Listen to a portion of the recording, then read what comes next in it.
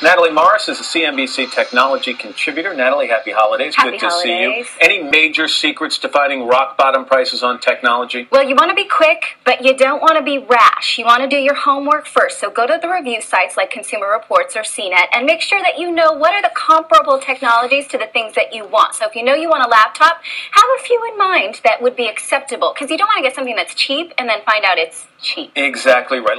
Well, so far, Apple is introducing many new features for iOS and iOS devices. They talked about selling over 250 million iOS devices. So now they're going to upgrade the software, and it's going to have so many new features, over 250 new features, including better notification and also something called Find My Friends, where you can find your other friends based on using a map. So I can just look and see, where's my husband, where's my kid, which is a cool thing. Google already has something sort of like this.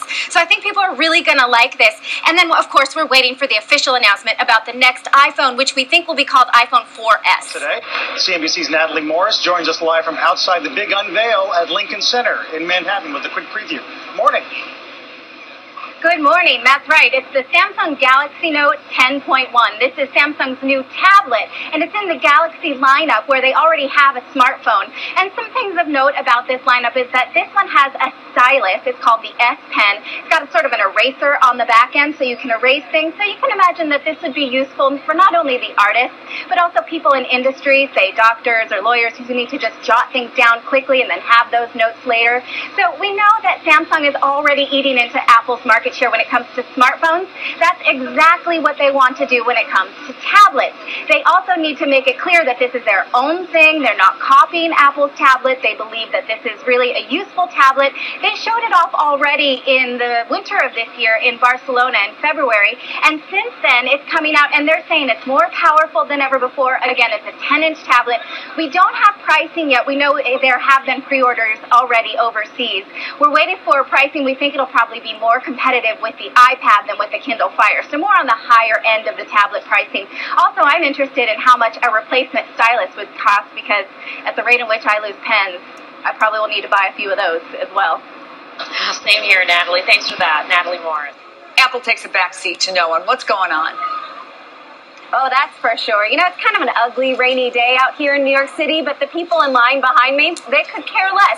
They've been here for hours, in some cases days, to get a new iPad, because it becomes really kind of a ritual. Even out in California, Apple co-founder Steve Wozniak was in line this morning. He doesn't have to wait in line. He just kind of wants to, and he does this for every product launch because it's such a fun event, because of all of the hype and the hysteria. I even talked to one 11-year-old boy who was fourth in line this morning.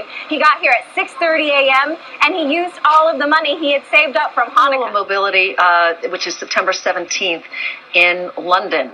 Right. What are you expecting? So why this is significant is because Motorola Mobility is a part of Google now. Yes. But also, this will be Intel's first real entrance into the mobile market. Intel's been mysteriously missing from smartphones for a long time. So we expect to see them launch not only an Android smartphone, but a really powerful one. And I'm excited to see what that phone can do.